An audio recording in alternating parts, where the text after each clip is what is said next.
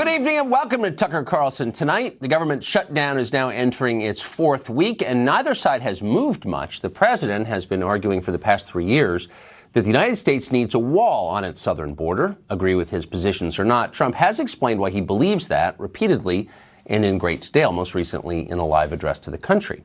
Democrats, meanwhile, have argued the opposite. America should not have a border wall, they've said again and again.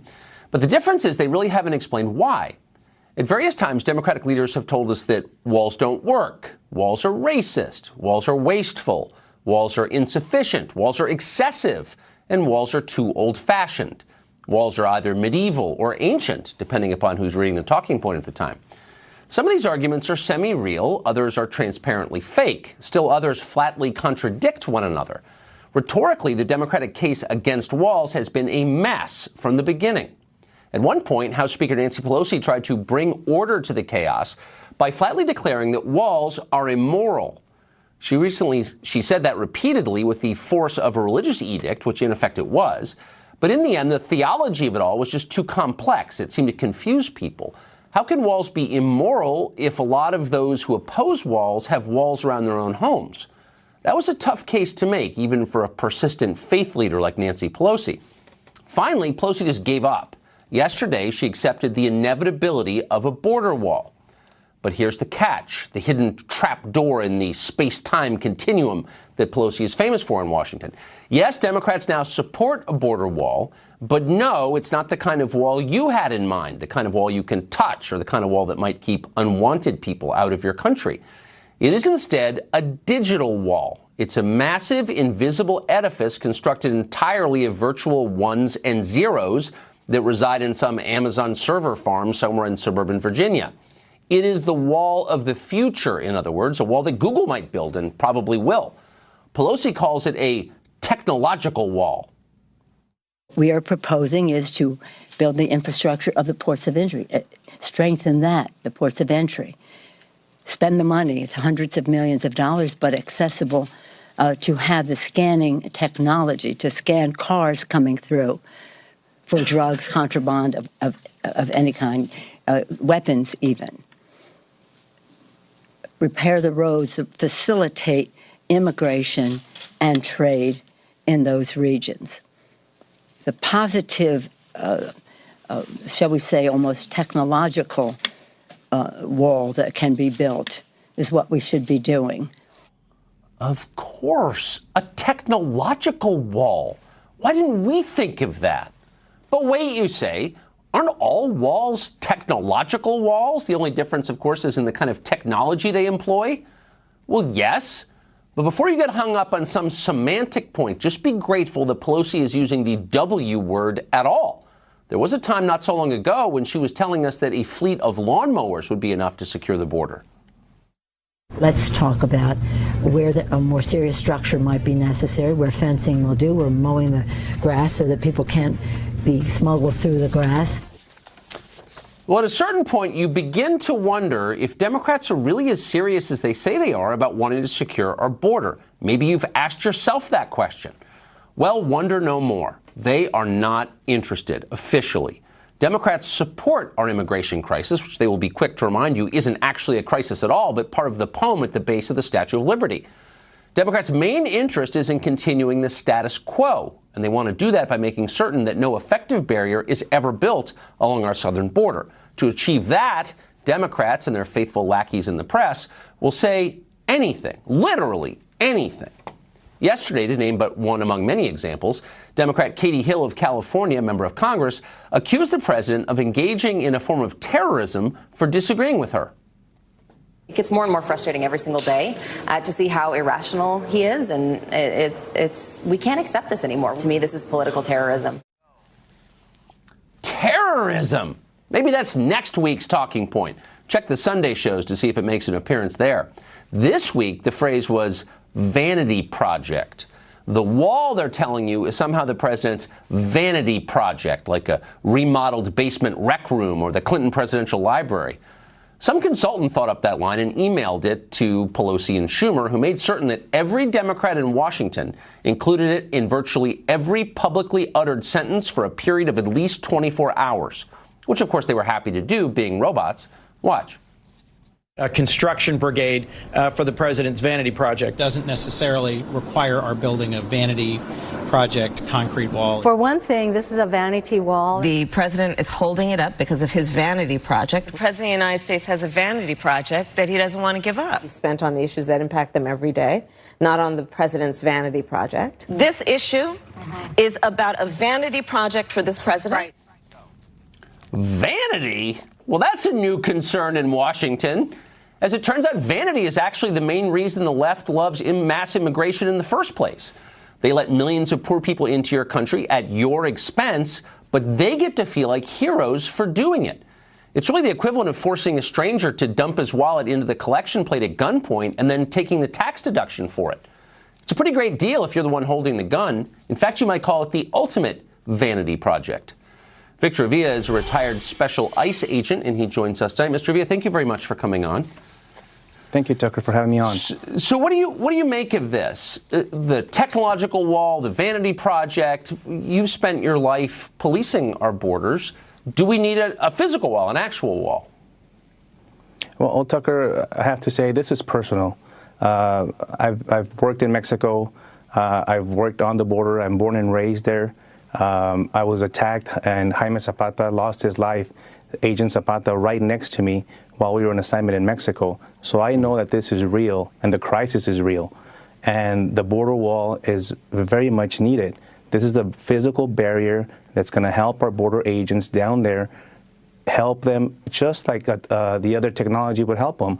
The drones, the sensors, all the other technology that comes along the border. The border wall is just another tool that's going to help them do that, and it's much needed so they could then focus on those areas where that traffic is going to be infiltrated through. So in the shooting that you referred to, you were hit 3 times. You were shot 3 times by a member of a Mexican drug cartel. How do you, as someone who went through that, what's your response when you hear members of Congress, congressional leaders say that there's no crisis at all and that we're imagining it, and in fact it's racist to say there's a crisis at the border? How do you respond to that? The crisis is real. I've lived it. I've worked it. Especially the racist comments is just unreal.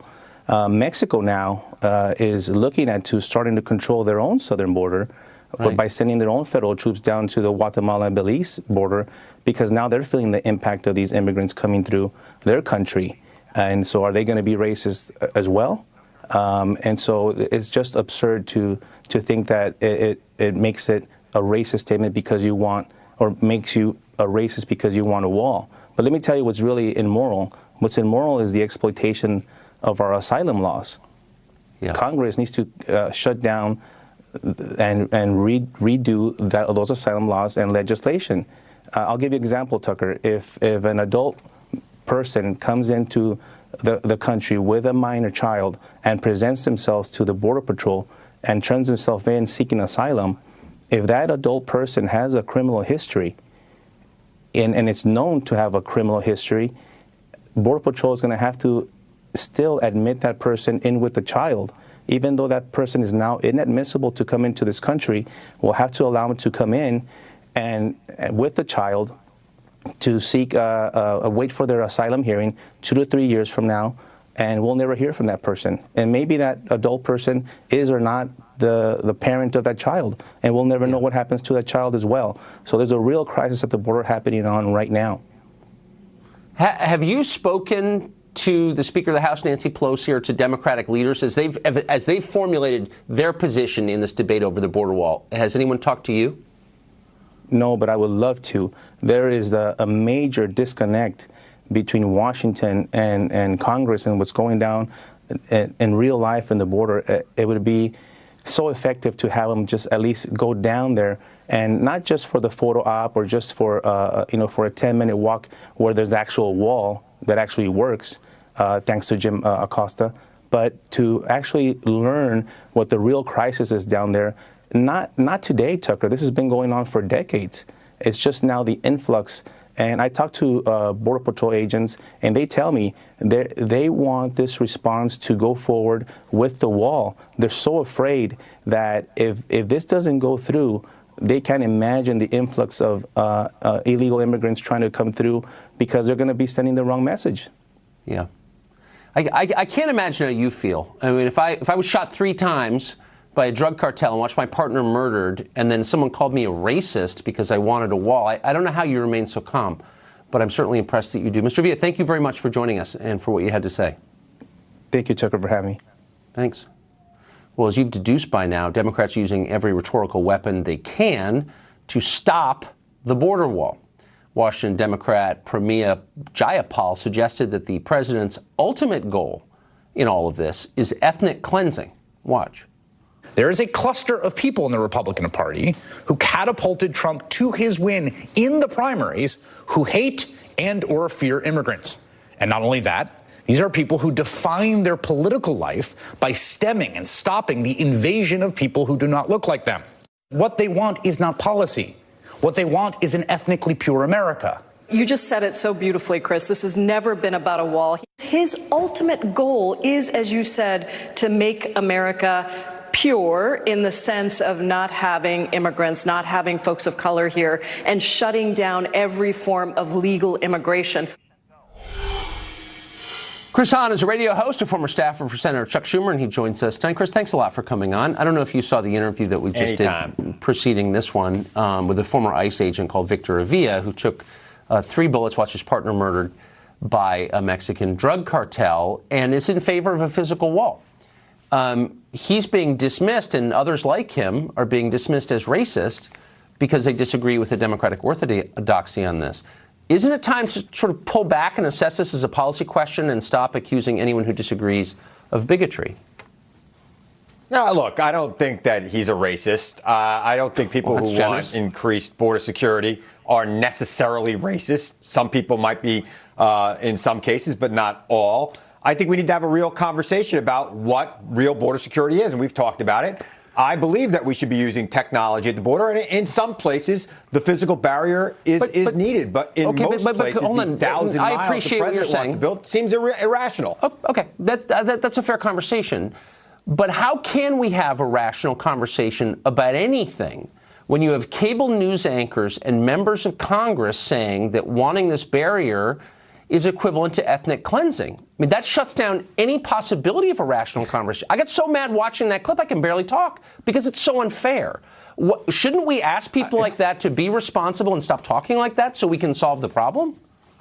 I think that there is a certain school of thought that this talk of the wall is to stoke a part of the base and keep a part of the base with the president who believes in this xenophobic idea of these people invading this country, which they are not doing. I think that language doesn't help, but I think really if they want to have a rational conversation about border security, the president should reopen the government with a deal he made in December before he pulled it back. No, but what you're describing is a hostage situation. We're going to call you Hitler and accuse anyone who believes this thing of being racist, the one thing you're not allowed to be in America until you accede to our demands. Wouldn't it, if you really believe that we need to decelerate the rhetoric, then why not just start? Why not just say, we're not going to accuse people with no evidence of white supremacy or whatever the crime is. We're going to talk about what will secure the border. I mean, why not? Let's just start there, can't we? Look, I think that I don't hear Leader Schumer or Speaker Pelosi calling the president and his supporters racist. I hear them saying, Nancy open Pelosi, the government, Mr. President, and then we'll talk. Really? Because Nancy Pelosi described the wall as immoral. I mean, that's what she's saying. I mean, what? That's insane. But now she's for You're a wall. hung up on that. We had this. We had this conversation last week. I've never heard anybody talk that way in American politics. You disagree with me, and God's mad at you now? Even Jerry Falwell didn't talk that way. It's insane. Again, I don't think she meant it as immoral in the religious sense. I think she doesn't have command over her faculties, which I'm beginning to suspect. So let me ask you this: I think she has excellent command over her faculties. Okay, well, you can't have it. You can't have it. We've seen in a long time in this Congress. Either she knows what she's saying or she doesn't. I'm giving her the benefit of the doubt. But if she knows what she's saying, she should be ashamed, because you shouldn't inject that kind of language into a political conversation, in my opinion. Let me ask you about the technological wall that she's calling for. Yeah. It would include drones. I've been calling for it. Okay, so that would include drone surveillance. Okay, so we already have, as you may or maybe you don't know, we already have a species of that in giant dirigibles over the Mexican border in Texas, okay? And it doesn't work. But what would that look like exactly? So a drone hovering over illegal aliens trying to sneak into the country, sees they're coming in, and then what happens? That's better than a wall. You deploy the Border Patrol, and if you're not wasting $25 billion on a wall, you have more money to hire more agents like the guy you had on before who are brave and are doing their job. Instead, he wants to waste this money on a wall, and we won't have the manpower to staff it. And by the way, Tucker, wait, hold on. Wait, Chris, just what you're saying doesn't make any sense. You're saying that we won't have the manpower. Hold on. You just said, and by the way, the agent, the brave one that you just complimented, is calling for a wall. Yeah. But I guess his opinion doesn't matter because he's not a policymaker. Yet another Spanish-speaking racist. Right, okay. But let me just ask you, you're just saying, because I'm a literal person, you're saying that it would require more manpower to, quote, staff a wall than it would to protect the border with no wall? How does that, walk me through the math on that, if you would. As I've said to you before, you probably would need to have a guard every 150 feet on a wall to make sure it wasn't impenetrable. That's why when these guys use these examples of people's homes and other places that have walls like prisons, they're out of their mind because we're talking about thousands of miles of wall. It did not work for the Chinese. It will not work for us. The Great Wall of Trump is not needed, and it's a colossal waste of money. I'm sure we'll hear. And last question. Would you be willing to predict that the technological wall that the speaker is promising us instead of an actual wall would prevent a substantial number of illegal aliens from entering our country? So we've got, I don't know, we don't know how many, but let's say 400,000 made it across last year. That seems to be a number of people we're throwing around. What would that number be if these drones were deployed, do you think? Or do you care? I think that a technological wall would be as effective as a physical barrier. So what would the number be? I mean, would it keep the map? Okay, right, but what? Let's be specific, if you would. I don't know. 75% of that number. Let's call it that. Okay, 75. I'll get the calculator. And I think a wall, eventually people. Remember, Tucker, most people who come here illegally come through ports of entry. Most drugs come through ports of entry. Right. And we need to work on securing those things. I'm sure we're going to work real hard. We're going to work real hard. This is all a charade, and you know that it is. All right, we're out of time. Good to see you. Chris Hahn. Good. Thanks. Nice to see you.